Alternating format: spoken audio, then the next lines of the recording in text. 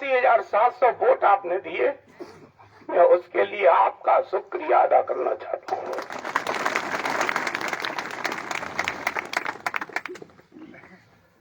आप में से बहुत सारे लोग उस दिन मौजूद होंगे जिस दिन मैं हार के मंडी समिति सिकोवा से बाहर निकला था।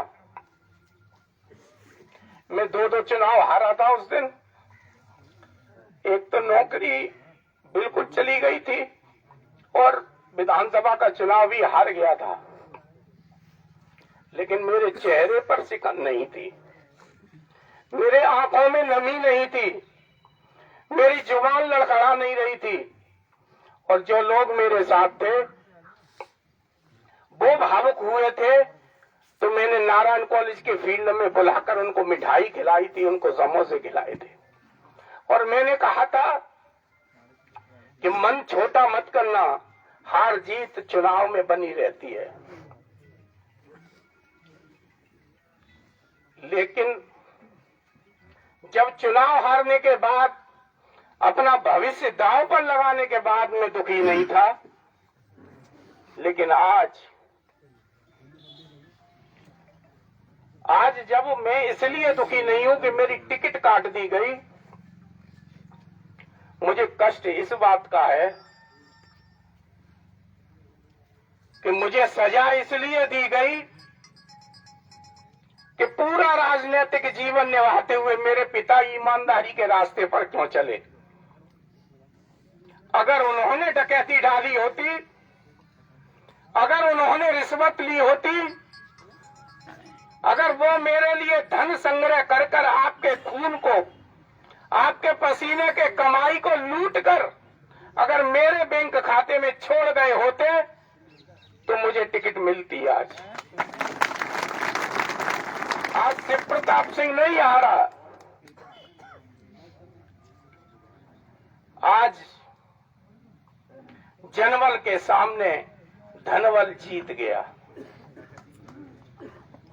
मैं बुजुर्गों, नौजवान साथियों, आपसे केवल प्रणाम करते हुए एक ही निवेदन करना चाहता हूं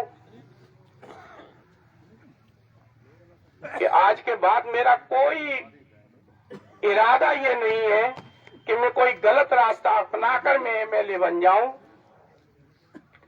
मैं कोई गलत रास्ता अपनाकर किसी राजनीतिक ओहदे पर पहुंच जाऊं।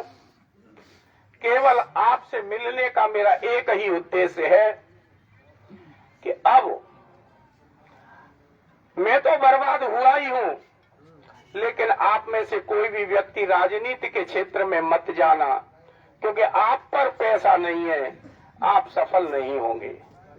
अब केवल वही लोग राजनीति कर पाएंगे जो बेईमानी करके, डकैती डाल के जो धन इकट्ठा कर लेंगे। जिनके पास मेहनत की कमाई होगी वो राजनीति नहीं कर पाएंगे। इसलिए मैं कहना चाहता हूं कि आप लोग मेहनत से कमाकर अपने बच्चों की शिक्षा दीक्षा में अपना सर्वस्व न्यौछावर कर देना। मैं धन्यवाद ज्ञापित आपकी भरी सभा में आदरणीय अखिलेश यादव को देना चाहता हूं। आदरणीय अखिलेश यादव ने टिकट डिक्लेयर करने से पहले तक मेरे लिए बहुत जोर लगाया। उनके मन में केवल और केवल मुझे टिकट देने का इरादा था। अखिलेश यादव, मैं आपको ईमानदारी के साथ कहना चाहता हूं कि समाजवादी पार्टी के राष्ट्रीय अध्यक्ष आदरणीय अखिलेश यादव ने आपके बेटे के लिए, आपके भाई के लिए पूरा जोर लगाया, पर उनकी चल नहीं पाई और उन्होंने ये सोच के आत्मसमर्पण कर दिया कि मेरे ऊपर राजनीतिक, मेरे विरोधी आरोप लगाते हैं कि पिता से नहीं बनी, चाचा से नहीं बनी। अगर मैं इस पर जिद करके अगर कोई और टूटन होती है तो फिर आप विरोधी जो है आरोप लगाएंगे। इसलिए परिवार को संगठित रखने के लिए उनको झुकना पड़ा। आदरणीय अखिलेश यादव ने का आशीर्वाद अंतिम समय तक मेरे साथ रहा, लेकिन उन्होंने केवल और केवल मजबूरी में ये फैसला लिया। उन्होंने मुझ जैसी नाचीज को, उन्होंने आपके इस बेटे के साथ जो सहानुभूति दिखाई, उन्होंने आपके भाई के साथ जो आशीर्वाद प्रदान किया, मैं उसके लिए आपकी भरी सभा में उनका शुक्रिया अदा करना चाहता हूं, उनका आभार ज्ञापित करना चाहता हूं। लेकिन मैं आपसे कहना चाहता हूं कि जो आदेश आपका होगा, जो निर्देश आपका होगा, हम उसे पाने के लिए एक बार फिर बैठेंगे।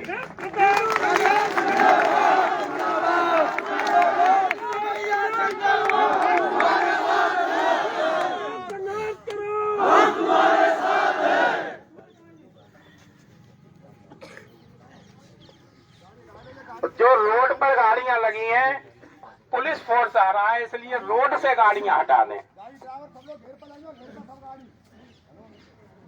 ये गाड़ियां हटा दो यहां से।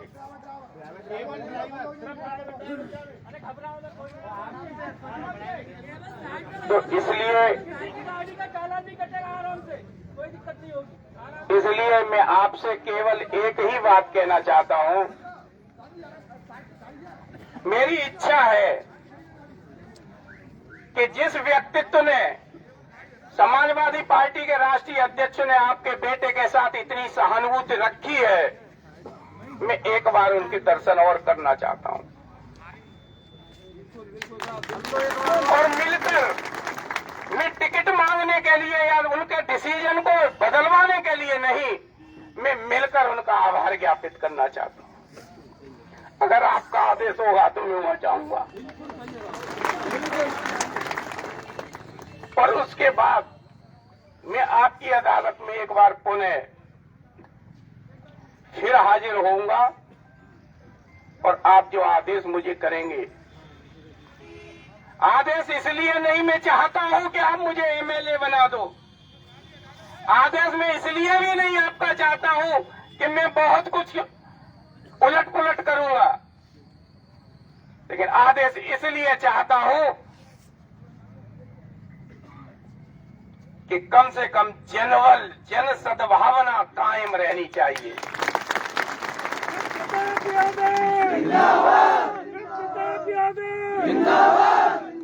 फर्जी और बेईमानी के कुबेर पर धनाढ्य लोग जो बैठे हैं, उनके सपने चकनाचूर होने चाहिए।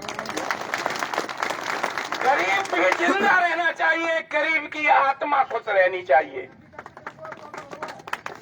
जो हम जैसे लोग हैं, जो गरीब परिवार से आते हैं, जो ईमानदारी से गुजर बसर करते हैं, उन्हें भी हक होना चाहिए कि इस समाज के अंदर इज्जत की जिंदगी जी सके। इसके लिए मैं आपका आदेश लेने के लिए फिर हाजिर हूं। और मैंने जगह जगह का एक ही बात कही है कि जब किसी पिता और माँ के कोई बेटी का जन्म होता है, तो हर माँ बाप ये कोशिश करता है कि मैं अपनी बेटी के लिए ऐसा लड़का ढूंढूं जो बहुत ही सुयोग्य हो, ऐसा परिवार ढूंढूं जो धनाढ्य हो, ऐसा घर ढूंढूं जिस पैसे वाले के घर में मेरी लड़की जाए तो सुखी रहे। लेकिन मैं आपसे प्रार्थना करना चाहता हूं कि लड़की उसी घर में सुखी रहती है, या हमको सुकून वही मिलता है जहां रिश्तेदार बराबर का होता है। गैर बराबरी सुकून नहीं देती। इसलिए आपसे निवेदन करना चाहता हूं कि लड़की अगर ब्याने जाओ तो बराबर का रिश्तेदार ढूंढना, और अगर नेता बनाओ तो भी बराबर का ढूंढना। वो आपकी इज्जत करेगा, आपकी पूजा करेगा।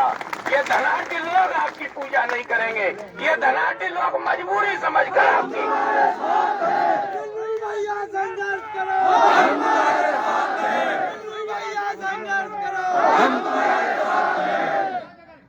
इसलिए आपसे निवेदन करना चाहता हूं, और इसी आशा और उम्मीद के साथ एक बार फिर आपके चरणों में शीश झुकाकर आपको प्रणाम करता हूँ, आपको सलाम करता हूँ, आपके आशीर्वाद की आकांक्षा रखता हूँ, अपेक्षा करता हूँ। आपका आशीर्वाद भरा हाथ मेरे सर पर रहे, और अगर आपकी इच्छा होगी तो मैं कतई आपकी मजबूरन कोई फैसले लेने के लिए उद्वेलित नहीं करूंगा, लेकिन एक प्रार्थना जरूर करूंगा, अगर मैं असफल होता हूं तो मेरी नमस्कार लेते रहना, मुझसे रिश्ता कायम करते रहना, मेरे ऊपर हाथ तो बनाए रखना। इसी अपेक्षा के साथ मैं आपसे विदा लेना चाहता हूं। बहुत बहुत धन्यवाद। संघर्ष करो, हम तुम्हारे साथ हैं। संघर्ष करो, हम तुम्हारे साथ हैं। इतना की मजबूरी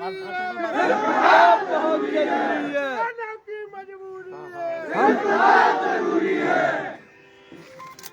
जन जन की है यही पुकार। हेलो,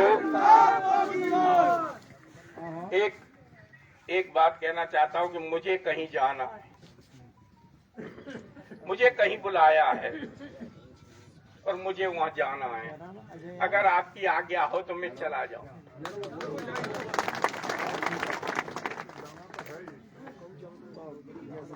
संबंधित है। प्रताप चाचा तुम संघर्ष करो, हम तुम्हारे साथ हैं।